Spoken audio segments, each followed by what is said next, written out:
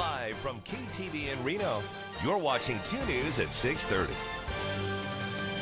We get very excited about this. You know, we practice and we train and, you know, we simulate as much as we can here locally. About 300 members of the Nevada Air National Guard are getting ready to deploy to various locations around Southwest Asia and Africa, including the Middle East. And that is our 2 News Big Story at 6:30. About a third of the entire 152nd Airlift in Reno will head out this fall and into the winter. I'm Kristen Remington. And I'm Landon Miller. Thank you for keeping it here at 6:30. And this is the largest deployment in the unit's recent history. Paul Nelson talked to some of them and joins us now live in the studio. And Paul, what is the excitement level for the ones who are about ready to deploy? Well, this is what they train for, Landon, so they say they're really excited to go. This is a part of a 17-month cycle, so they've been preparing for it for quite some time. The airmen will conduct an operational mission for 2 to 6 months. Of course, that means many of them are leaving families behind.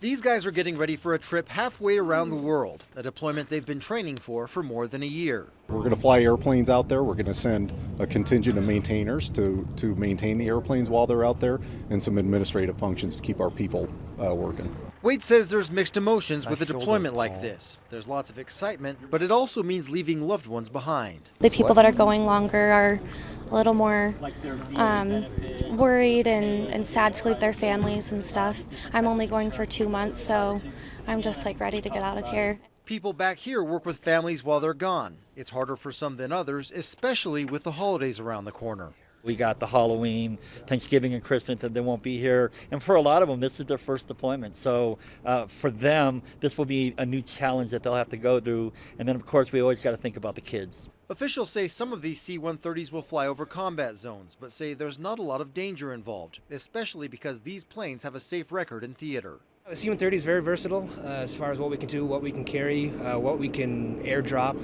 what we can, land. We can land on dirt runways. We can resupply the guys on the ground wherever they're at.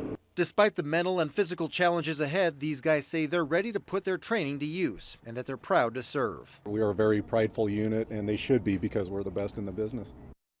The deployment's not all happening at once. It's happening over the next few months. Officials say along with the family assistance offered while the unit is overseas, they also help reintegrate the service members once they get back. Covering the big story live in the studio, Paul Nelson, 2 News.